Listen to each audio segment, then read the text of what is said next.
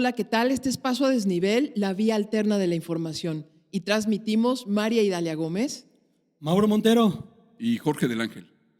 Bueno, pues estamos cansados, todos cansados y cansadas de la información y de estar expuestos a la sobreinformación, sin explicación, sin contexto, con ideología, con militancia, con el hígado.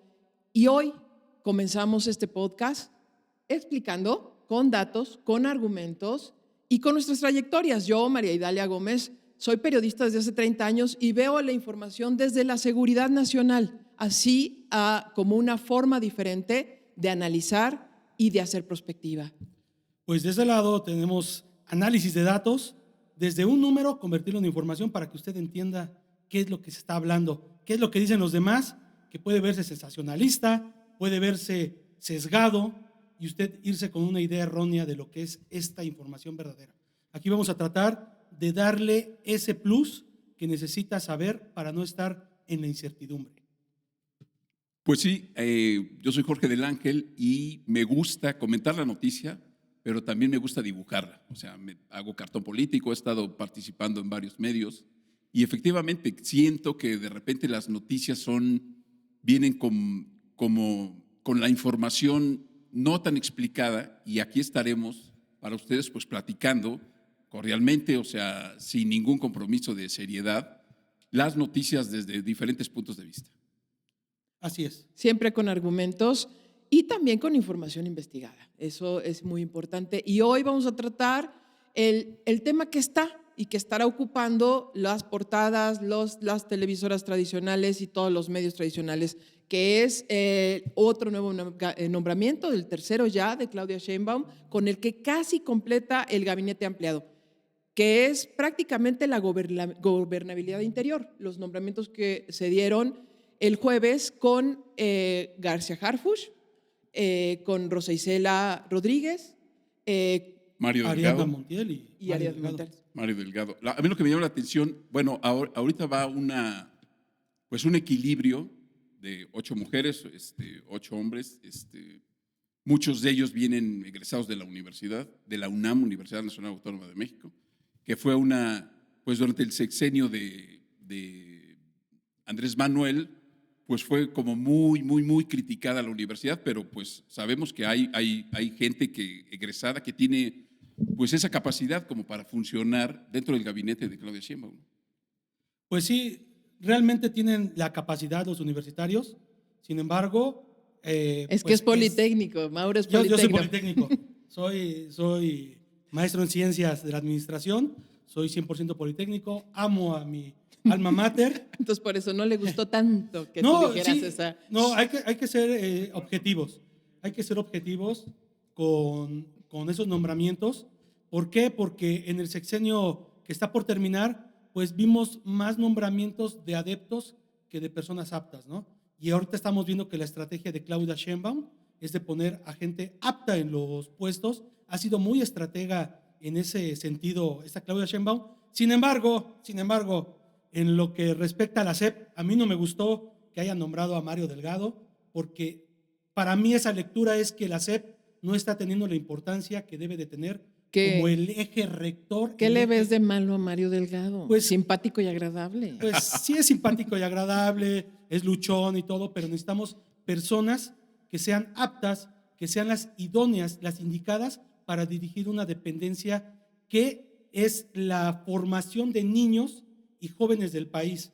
Tenemos muchas carencias históricamente en el sistema educativo y dejarlo en manos nuevamente como el premio de consolación, como no sé cómo llamarlo. Una cuestión de amiguismo quizá. Sería, a ver, el pago por un personaje que lideró un partido político que pues gobierna el 80% del territorio.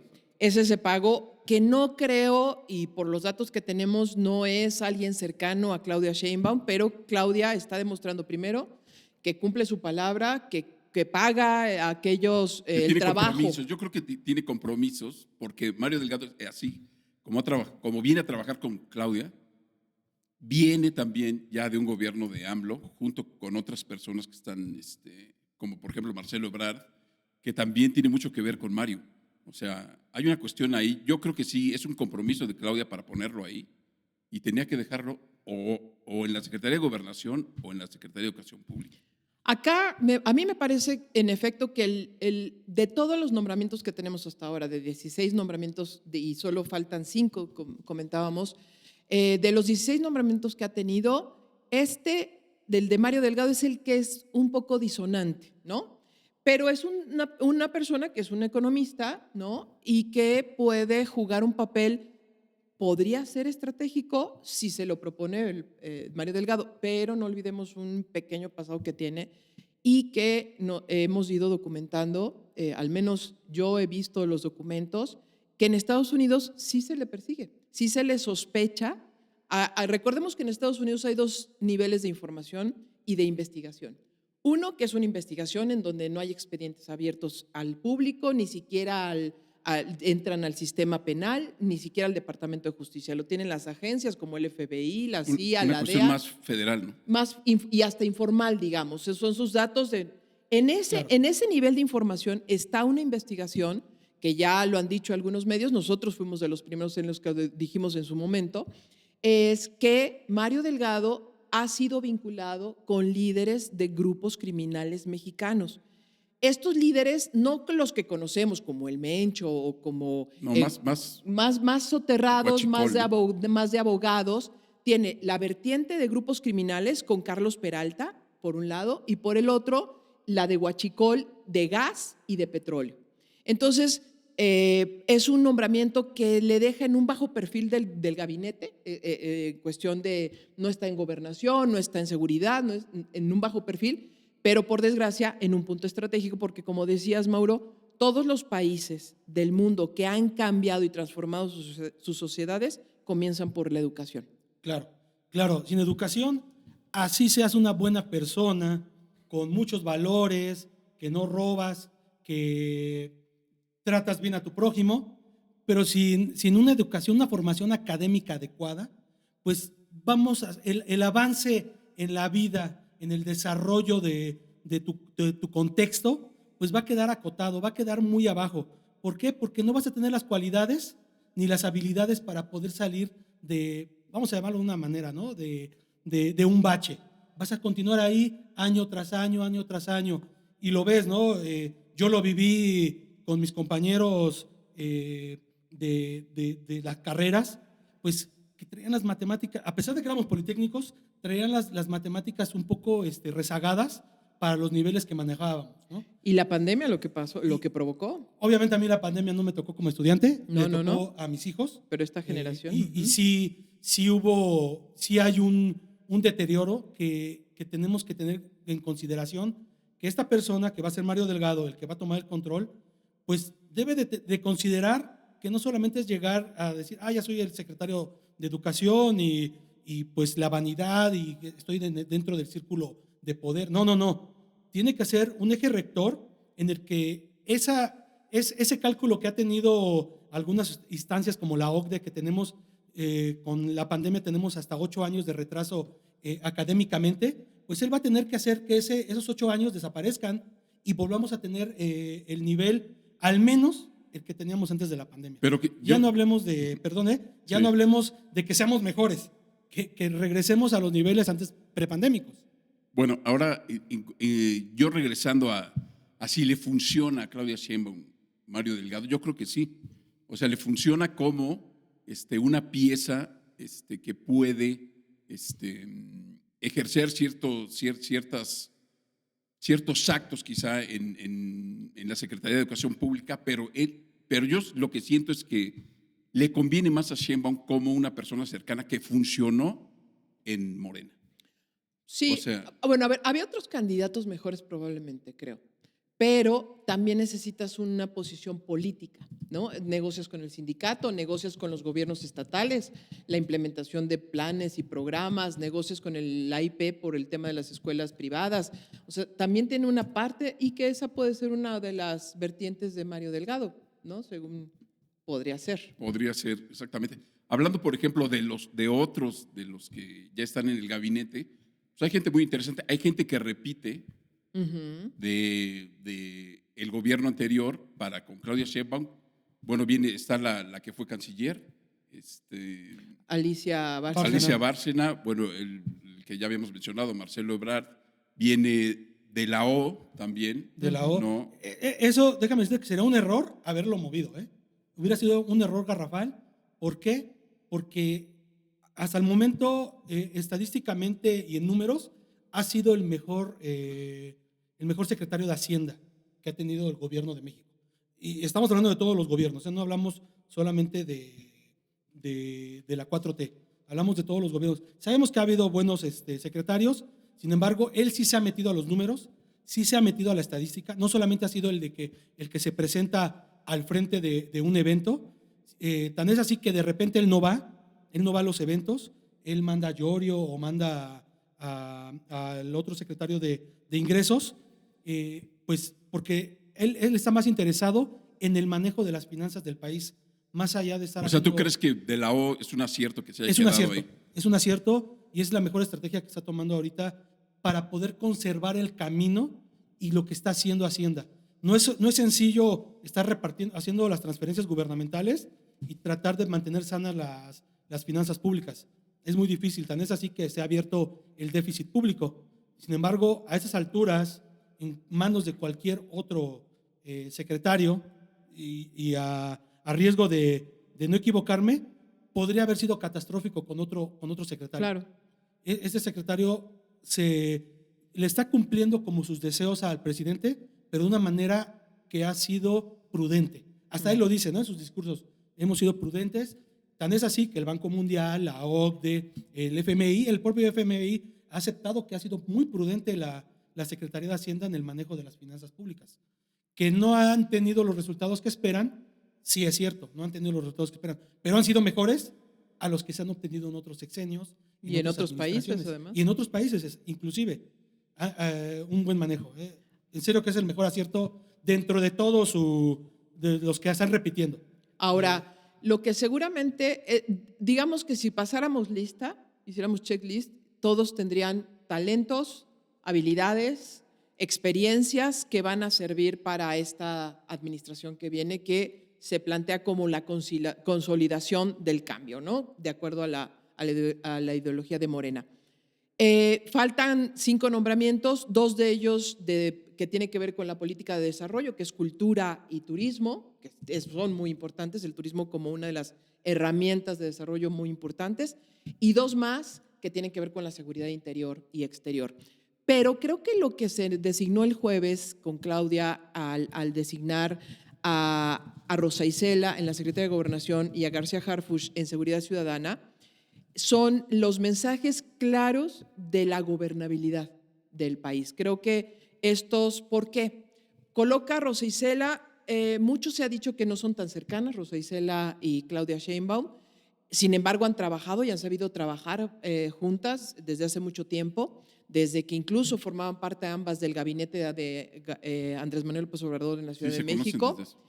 Y ella, Rosa Isela, ha logrado establecer, además de entrenarse y desarrollarse en el sector público siendo periodista de origen, se ha entrenado en temas de seguridad, de inteligencia, de manejo de crisis y de comunicación también. De comunicación. Social, sí. Entonces, realmente sí, y yo les puedo decir, por ejemplo, anécdotas como desde que se hizo el cambio en la Secretaría de Gobernación, cuando llegó alcalde y le pidieron que ayudaran o colaboraran para el tema Ayotzinapa y para el tema de derechos humanos, que tenemos, la agenda pendiente de México es muy grande en temas de libertad de expresión y ataques a líderes sociales en el país, de hecho de las noticias más terribles que hay.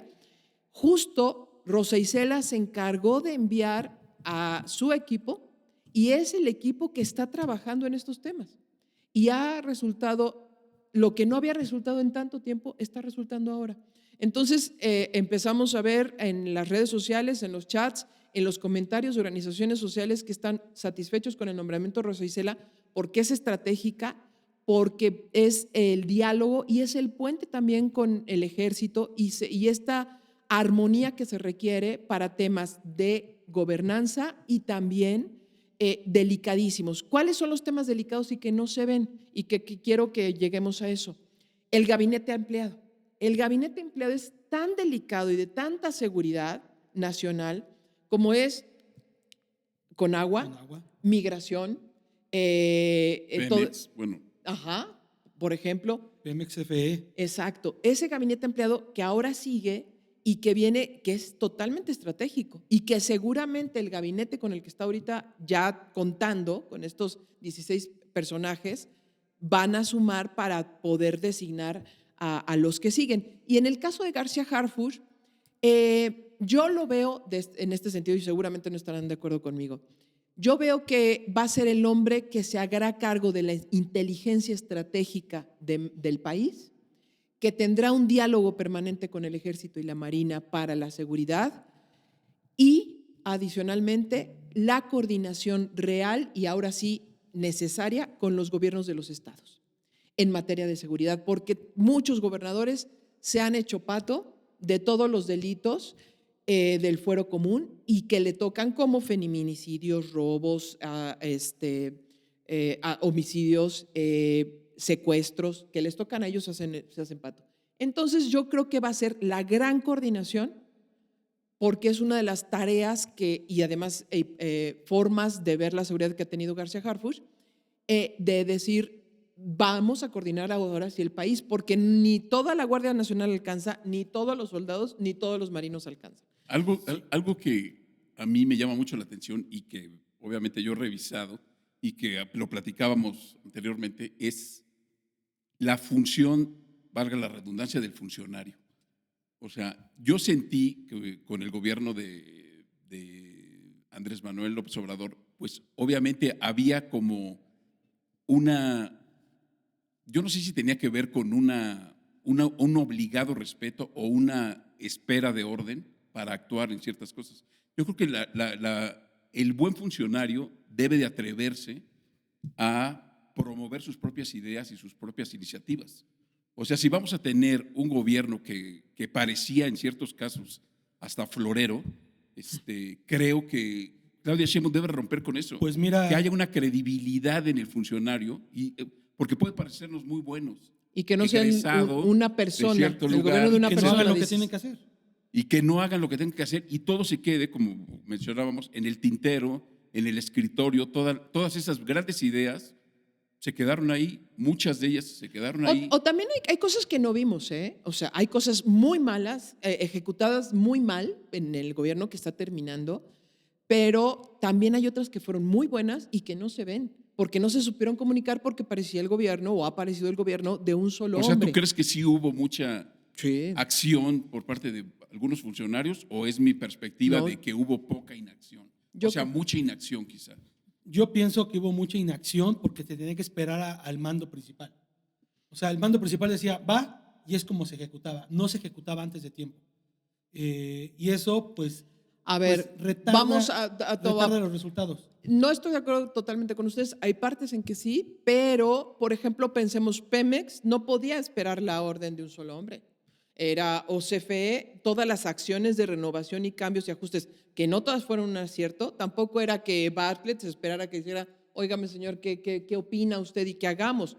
El mismo secretario de Hacienda tampoco, o los dos secretarios de Hacienda que hubo, tampoco se esperaban. Es decir, por ejemplo, en la Secretaría de Trabajo,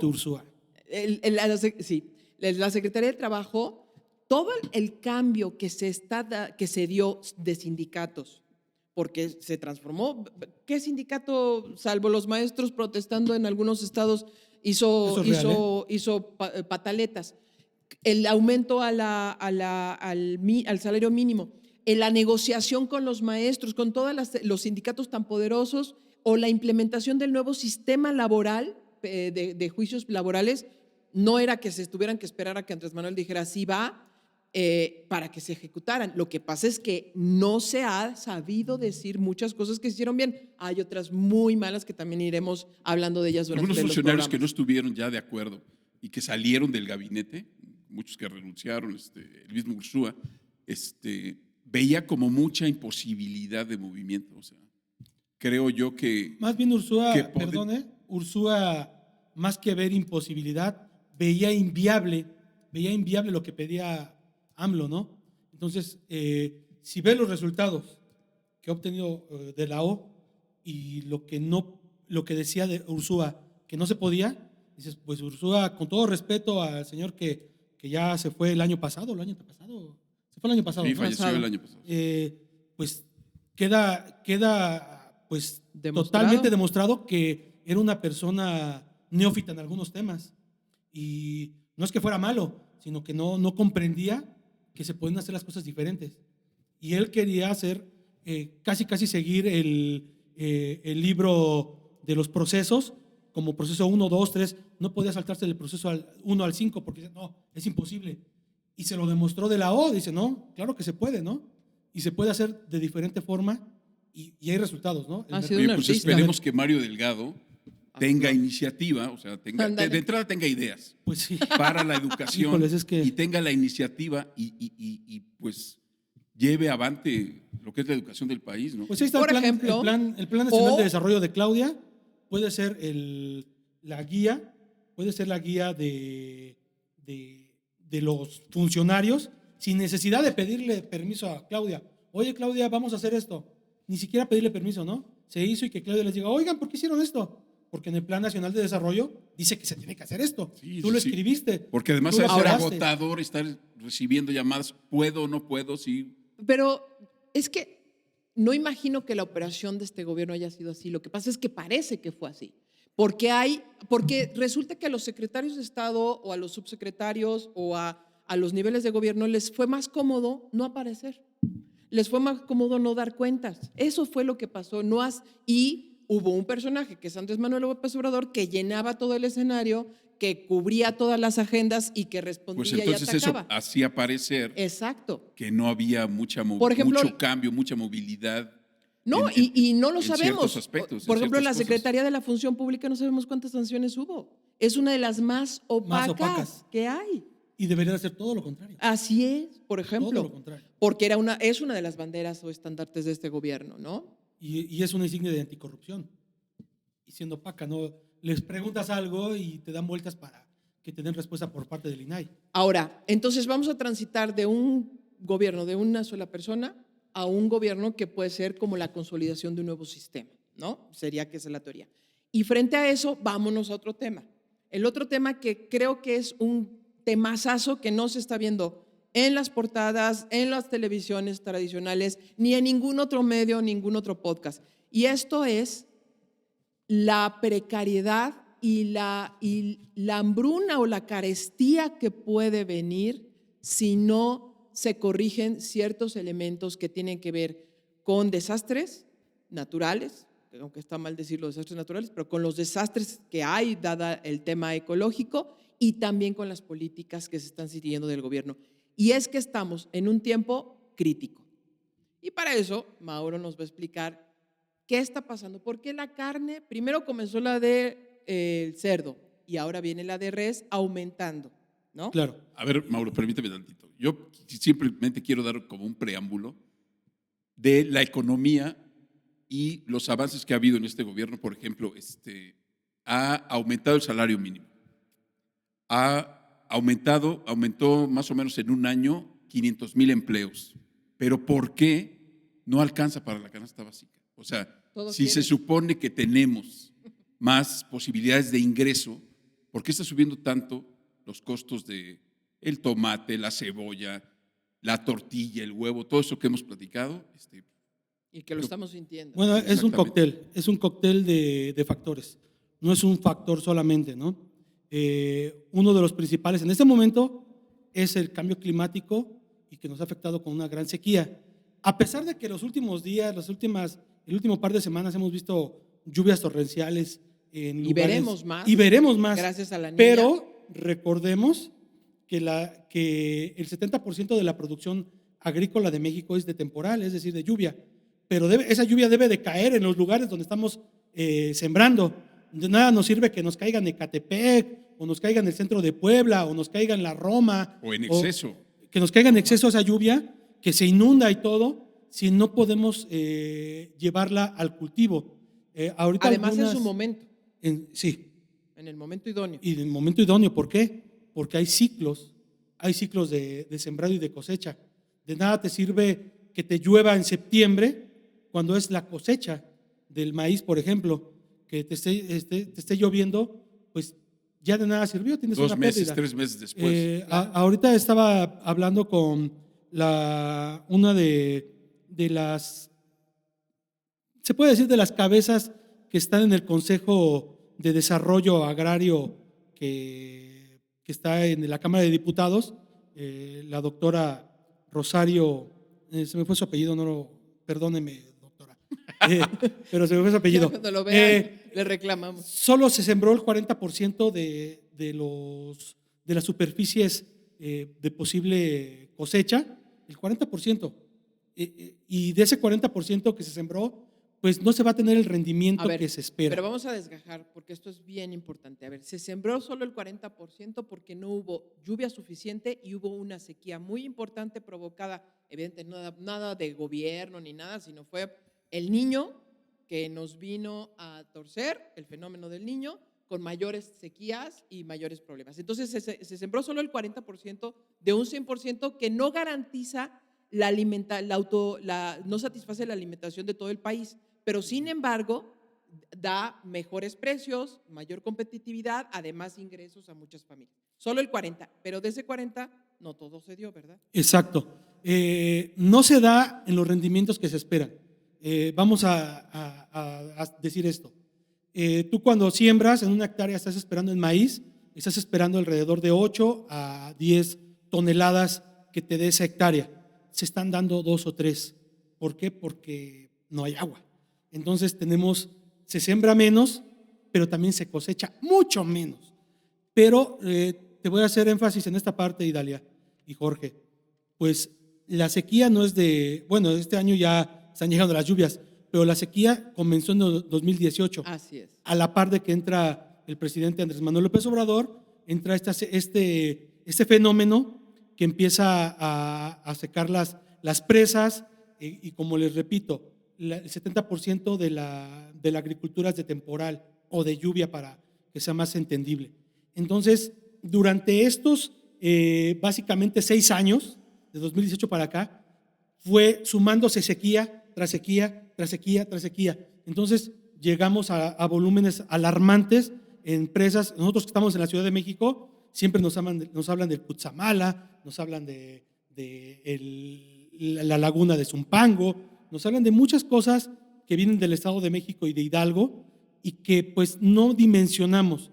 Pero si vamos sumando todos esos piquitos de año con año, se los sumamos a la agricultura, pues tenemos pues desafortunadamente menor producción. ¿Y esto qué conlleva?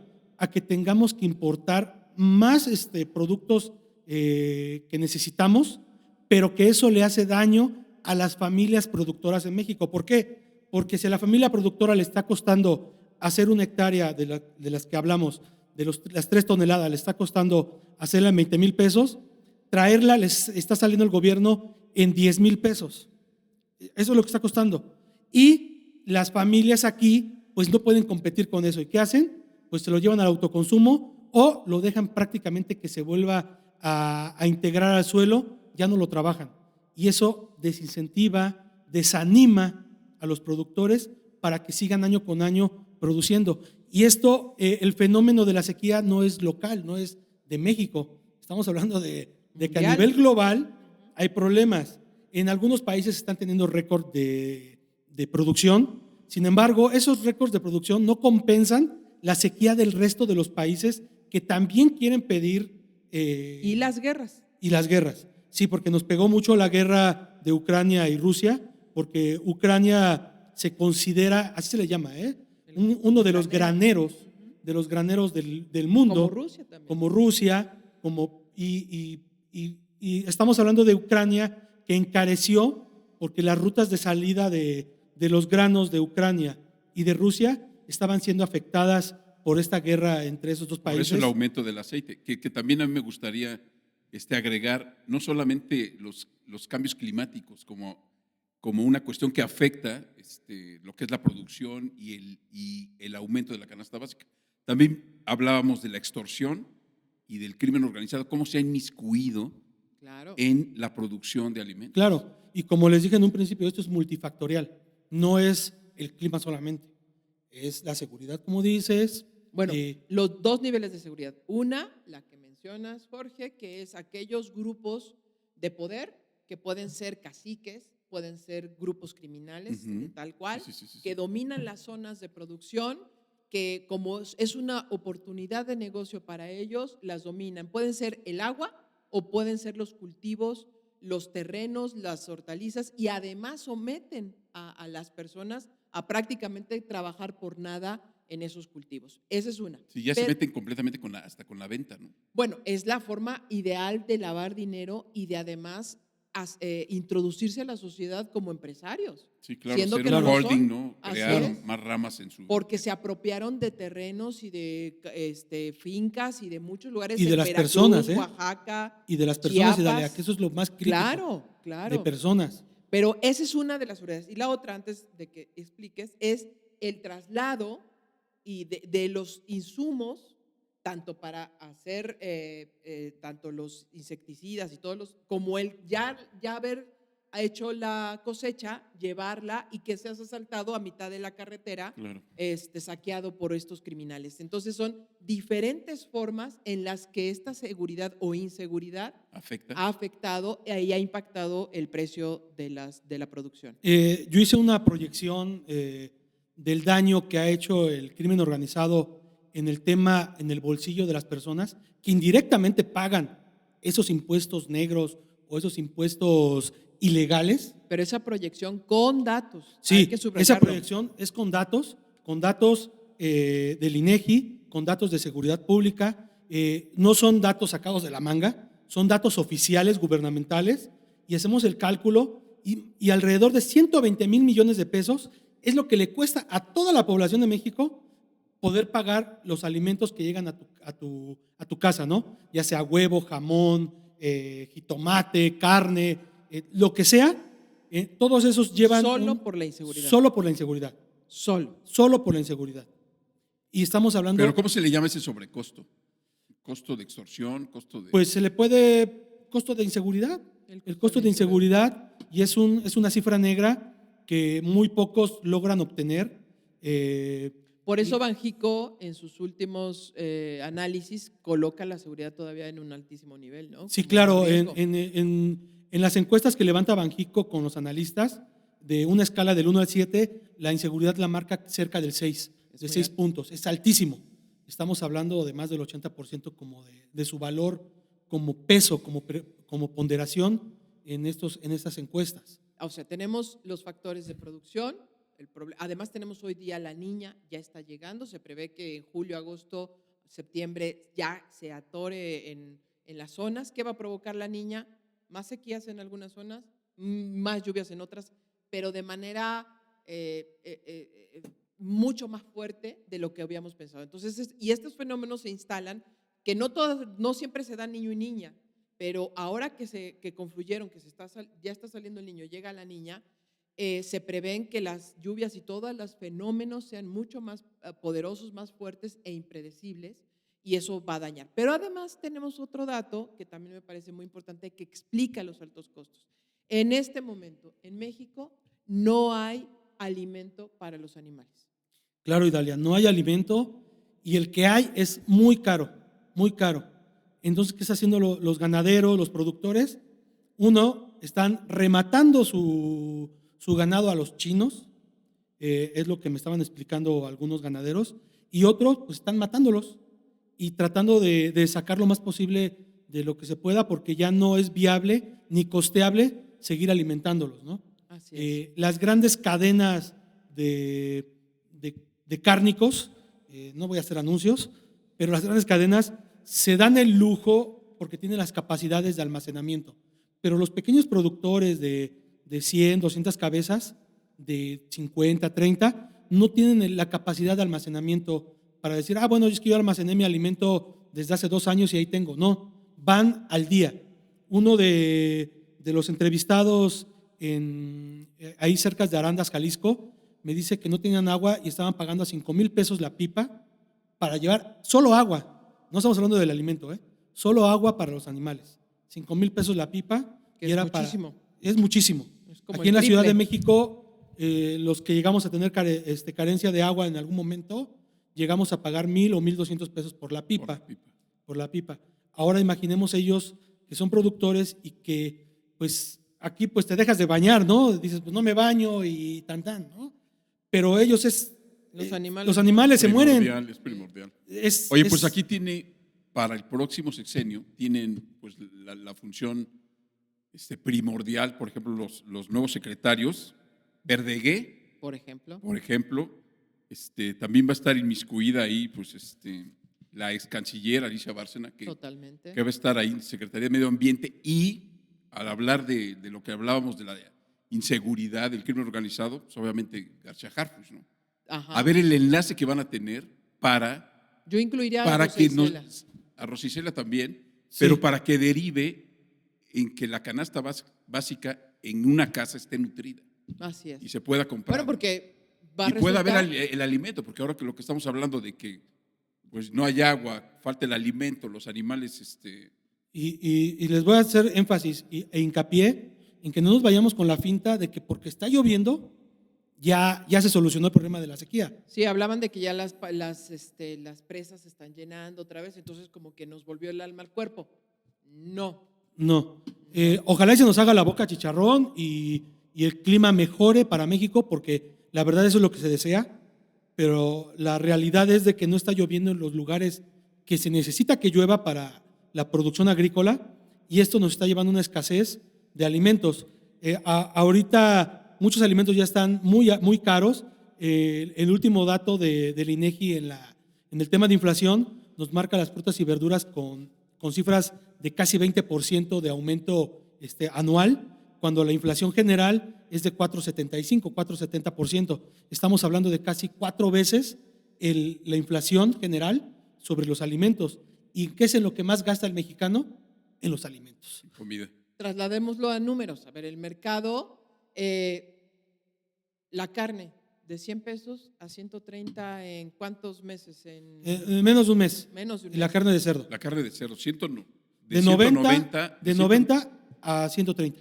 De 190 a 200 casi la carne de res. Por ejemplo, el chayote, que ya se ha dicho muchísimo, a 90 pesos históricamente o más, no se había visto, pero tenemos fluctuando el aguacate, tenemos la toronja, por ejemplo, está escaseando, la naranja está El escaseando. jitomate subió en 2 Bestial. años. Está subiendo, sí. Más de Se mantiene, 40%. sube y baja el jitomate. Por ejemplo, el aguacate, pues ya sabemos que sube y baja, pero también tenemos un problema de granos. No hay que ser paranoicos, pero sí es un problema serio, un problema que se está dando en esta transición, en una transición que además quisiera yo subrayar algo, que a lo mejor lo tenemos, pero no tenemos conciencia, se nos pasa. Normalmente cada año de gobierno, cuando ya terminas el último bimestre, híjole, vas rascándole a gobierno, decir, ya se me acabó el presupuesto, pero estamos cerrando los últimos programas, ya no hay contrataciones, ya no se mueva nadie, porque ya es lo último del mes, del último año, y ya para el próximo entra el nuevo presupuesto, ¿no? Ya estamos tranquilos. Bueno, por primera vez en la historia moderna de México, el cambio de gobierno va a ocurrir cuando todavía existan un trimestre, el último trimestre del año, es decir, que este gobierno de Andrés Manuel… Se adelanta el de Sheinbaum. Se adelanta el de Sheinbaum. Andrés Manuel debe estar dejándole un poquito, le va a decir, tome usted su poquito, Claudia, porque es con lo que usted tiene que operar el último trimestre de gobierno. Y adicionalmente, prepararse con un muy buen presupuesto, porque lo que viene el próximo año todavía es muy duro. Y esto no tiene que ver Para el 25. Para el 25, Uh-huh. Porque esto no tiene que ver con un mal gobierno, con malas decisiones, tiene que ver con todos los factores que nos explicaron y que hemos platicado. Pero también, recalco, multifactorial. También en la parte de programas gubernamentales estamos quedando un poco retrasados para que el campo mexicano sea tecnificado. Sabemos que cuesta mucho dinero. Platiqué en su momento con Villalobos, el todavía secretario de Agricultura, y me mencionaba que el agricultor mexicano es muy difícil de convencer. Lo que trae en la mente ya, lo que tiene programado de cómo debe de sembrar, cómo debe de cosechar, ya lo tiene muy metido, y es muy difícil que cambien ese sistema. Sin embargo, ellos están luchando para que poco a poco vaya permeando, pero yo siento que no pueden ser tan laxos, deben de ser más mano firme. ¿Para qué? Para que el agricultor, como les dije, el 70% de la agricultura es de temporal, pero también el 70% del agua dulce se la lleva la agricultura. Entonces, al momento de tecnificar, podemos empezar a disminuir, a paliar esas sequías que pues ya dijo el presidente que se le iba a dar prioridad al consumo humano y después a la agricultura y después a la industria, ¿no? Ese fue lo que dijo el presidente. Sin embargo, a la lluvia, o sea, no le vas a ordenar, no lluevas aquí, ¿no? Vete a llover a la gente que la quiere, ¿no? Va a requerir de decisiones estratégicas y entre estas debe tecnificar. Y eso lo he platicado con varios expertos dentro de la agricultura y el tema ganadero, que falta la tecnificación y desafortunadamente no tienen los recursos ellos como para tecnificarse. Y otro, lo que dice Villalobos, que hay mucha cerrazón a tecnificarse por algunos, pero en conjunto se puede hacer algo muy, muy positivo para que en años venideros, no estamos hablando de que en un año se cambien las cosas, ¿no? Pero que en el próximo sexenio se trabaje para que ya haya cierto porcentaje de tecnificación en los cultivos y no estemos dependiendo de lluvias. Y también que la gente sí sea propietaria de las tierras, porque también tenemos un problema ahí que todavía no se ha podido normalizar y regularizar en cuanto a la posesión. Claro. Muchos más trabajan a favor. Pero bueno, yo me quedo con esto, como para concluir para mí, es por eso la designación de quien sea el director de Conagua es verdaderamente estratégico y que tenemos una transición difícil por varios elementos que rebasan incluso al gobierno como es este. Sí hay un problema serio, no se está todavía reflejando, pero lo estamos viendo en los mercados que vamos día a día a consumir. Entonces hay que poner la alerta porque esto va a seguir incrementándose. Sí, yo también me quedo con esa integración de los funcionarios para conseguir las estrategias. O sea, una comunicación amplia que lleve, por ejemplo, estaba leyendo que van 37 semanas en los que la inflación se ha mantenido alta. Quieren cerrar, supuestamente estaba viendo que quieren cerrar lo que es la inflación, el sexenio de AMLO en un 3%, pero estamos en 4.7%. Sí. Y no lo van a lograr. No lo van a lograr, ¿por qué? Por esta situación de la sequía. Y bien lo dijo en algún momento, en algún discurso, Ramírez de la O, que lo que podría cambiar todo lo que están planeando, todos los números que han puesto sobre la mesa, todas las estadísticas que han hecho, proyecciones, todo lo que han hecho matemáticamente, lo único que lo puede cambiar es el clima. Y el clima lo está haciendo, está alargando metas que se tenían pronosticadas para este trimestre que estamos terminando. Se estaba pensando que íbamos a estar convergiendo al 3%, que es la inflación que dice Del Ángel y que es el objetivo del Banco de México para considerar en nuestra economía emergente que es sano. Una inflación de 3% significa que estamos en un orden. Ahorita no estamos en un orden, estamos en problemas, pero Banco de México pues sí está haciendo su tarea en la parte monetaria, pero esto no es algo monetario, es algo de producción. Si no tenemos la producción suficiente, así les pongas todas las medidas que se les metan en la cabeza, que ponles una tasa más alta y disminuye el consumo por medio de quitarle el atractivo a gastar, pues no es así. Necesitamos producir más en la parte agrícola porque es donde más necesita el ser humano para subsistir. Sí. No es solamente es que este problema es más grave de lo que podemos imaginar y la gente de a pie realmente no consideramos el problema que está en el campo. El país tiene sed. ¿Por qué? Porque pensamos que la ciudad es México. O sea, tú vas a Monterrey y piensan que Monterrey es México. Vas a Guadalajara y piensan que Guadalajara es México. Estás en la Ciudad de México y piensan que la Ciudad de México es México, pero no. La Ciudad de México es todo, es el campo, es las cuencas, las presas, todo eso se debe de considerar y ponderar en una balanza para que el gobierno tome las decisiones exactas y las idóneas para poder salir de este bache. Porque este bache tal vez no nos vayamos, no es tan catastrófico como podría yo pensarlo, Pero es crítico. pero es crítico. Es crítico. Y lo peor que podemos hacer es de que, ya la libramos No. y estar esperando nuevamente a caer otra vez. No, ya que el gobierno haga un plan en el que ya vayamos saliendo. En el 2022 el presidente declaró como derecho humano y como un tema de un asunto de seguridad nacional, el agua, el consumo humano. Y se lo encominó o se lo encargó a Conagua. Y no lo pudo. Pero no pudo. no está haciendo nada. Pero también todas esas iniciativas que haga el gobierno federal deben de estar, hablando de la gente del gabinete, deben de estar en una simbiosis con los gobernadores. Sí, tú lo dijiste. Vamos a platicar la próxima semana del tema del agua. Creo que es un gran tema. Además, tenemos varios datos bien importantes y reveladores que se van a sorprender y se van a ir para atrás desde el gobierno de Fox para acá. Y además, lo crucial que es ante un país que tiene sed. Bueno, son dos temas que aquí en Paso a Desnivel hemos revisado con datos, con información fidedigna totalmente. No sé con qué se quedan. Realmente yo estoy un poco preocupada, alentada por lo que vemos con Claudia Sheinbaum, pero preocupada por todo el contexto. No sé tú, Jorge, ¿cómo lo ves? Mira, pues yo me quedo con la importante fusión entre, bueno, esto que acabamos de hablar de lo que es la agricultura, el agua, el aumento de la canasta básica, pues debe de haber una unión, un enlace entre los nuevos secretarios para que a la gente le alcance para comprar la canasta básica.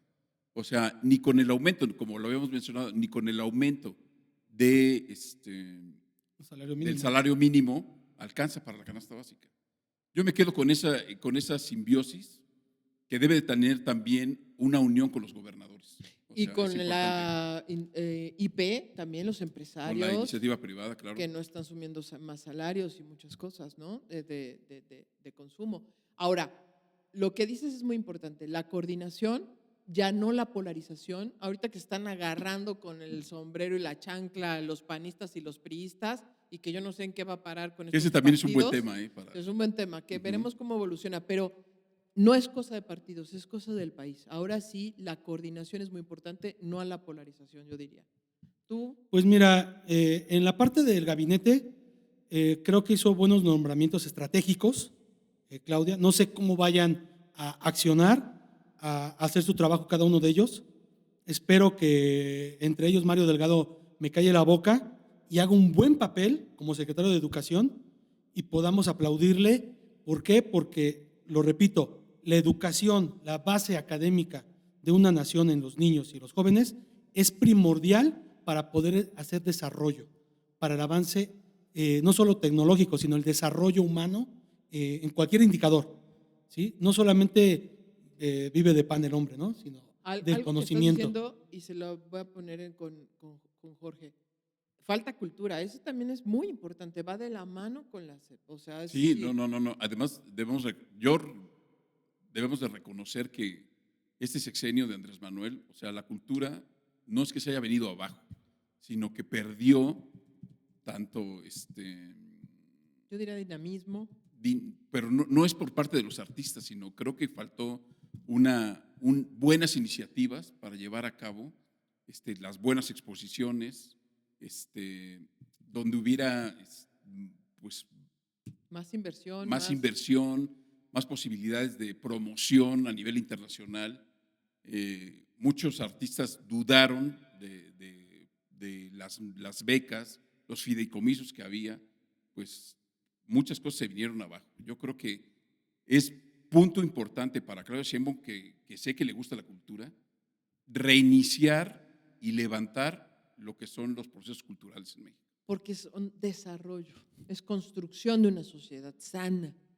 No, y además sabemos que los gobiernos utilizan ese sombrero, o sea, el sombrero ajeno de la cultura para cuando sale el presidente a otro país, se presenta una buena exposición, ya no digamos de ciertos estilos, etcétera, no importa, pero la cultura es importante.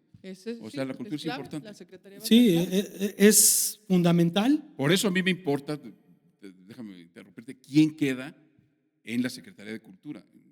No sé cómo se le va a llamar, antes se llamaba Conaculta, ahora no, vamos a ver Y en todas sus cómo se le áreas nombra. que tienen, que expansivas que tienen, porque el gobierno ha construido, eso es cierto, no sino el sistema tiene una serie de direcciones y áreas de cultura muy importantes, Muy importante. Muy importante. La integración de la cultura indígena por ejemplo. es importantísimo. Sí. Eso habrá que ver cómo viene. Ahora, la sequía, pues que compremos, ¿no? Lo que debamos comprar bien. Pues miren, si pueden ir al súper y tienen ahí tienen un colchoncito, por decirlo de alguna manera, pues compren granos básicos, ¿no? Compren frijol, compren arroz, traten de buscar el mejor precio. Hay tiendas de autoservicio que están dando los paquetes de 900 gramos en 25 pesos. Solo una de ellas ahí de apellido yucateco, la pueden ir a visitar, porque las demás está arriba de 35, 40 pesos el frijol negro. Estoy hablando del frijol negro porque en general el frijol está arriba de 35 pesos los 900 gramos. Si tienen oportunidad de comprar latas de atún, cosas que pueden conservarse en el tiempo, que no se echan a perder tan fácilmente, háganlo, ¿no? Y van a ver que les va a rendir un poco más el dinero cuando vengan los tiempos de escasez o carestía. ¿Por qué? Porque pues la carencia es para los dos lados, ¿no? Tanto de escasez como precios altos. Entonces, pueden tener ahí un ahorro, tal vez en este momento dicen, me lo gasté, pero en el futuro, en 1 o 2 meses, tuvieron un ahorro de, pues, ahí 200, 300 pesos, que bien pueden servir muy buenos para cualquier otra situación que necesiten, ¿no? También los invito a visitar la página de la Conagua, el monitor de sequía, para que se den cuenta de lo que estamos hablando y de cómo está el país en el tema de sequía, a pesar de estar viendo lluvias torrenciales que podríamos estar diciendo, ya se curó la sequía. Visítenla. No echen en saco roto esta plática que tuvimos aquí y la información que les brindamos. Ya que empezaste con las recomendaciones, yo diré que no se pierdan la revista The Economist. Ahí hay algunos artículos libres, pero la portada es verdaderamente fuerte contra Joe Biden. Nos importa mucho, nos debe importar mucho lo que pasa en Estados Unidos en decisiones políticas, porque también impacta directa o indirectamente a México, y se está discutiendo seriamente si se va Joe Biden y si ya no es candidato, y al menos en esta semana estaremos viendo, creo, ajustes, y la próxima mayores ajustes todavía en el discurso y en las relaciones políticas internas. Entonces viene unas decisiones muy importantes del Partido Demócrata y subiendo Donald Trump. Así es que no se pierdan The Economist, no se pierdan lo que está pasando en Estados Unidos, es muy importante. Bueno, pues yo quiero dar una recomendación. Ahorita que estamos hablando de cultura en el país, hay una exposición muy interesante en la Galería Acapulco. La Galería Acapulco que estaba, Acapulco 62 se llama la galería. Esta galería estaba en la Condesa, y ahora se encuentra en Santa María la Ribera, en Doctor Atul número 217, okay. Y es de Gabriel Macotela. Es un pintor, la verdad, pues abstracto, figurativo, muy interesante. La verdad, él tiene una carrera amplísima, exposiciones en varias partes del mundo. Ahorita que enfermó, en estos meses ha estado un poco enfermo, pero hace una exposición muy buena de puros dibujos y grabados, que va a estar más o menos un mes. Comenzó hace una semana, estuvieron ahí muchos de sus amigos, se hizo después una comida y pues expone pintura, escultura, grabado, algunas cosas ahí. Tiene una escultura muy grande en Periférico y San Antonio. Él hizo una monumental, era de él. Y pues los invito a que vayan a verla. Va a estar un mes ahí, se llama Rendija de Luz. Oye, ¿va a tener algún costo? No, es una galería gratuita. ¿Sabes Y- si abren los domingos? La verdad, creo que sábados y domingos también abren. Y si no, echar un telefonazo. O en las redes sociales. Exactamente. Además va a estar a la venta una serie de grabados hecho por varios amigos de Gabriel que están ahorita vendiendo para Ayudarlo. ayudarlo en cuestiones de pues, las medicinas, todo este tipo de Qué bien, cosas. qué bien. Pues dicen por ahí que, perdone Idalia, lo mejor de la vida es gratis. Entonces, respirar es gratis, ir a la galería Acapulco 62 es gratis. Sí, Disfrútenlo. exactamente, a cultivarnos ahí. Bien, pues ya terminamos por hoy. Esto ha sido Paso a Desnivel, la vía alterna de la información. Los esperamos la próxima semana. Muchas gracias.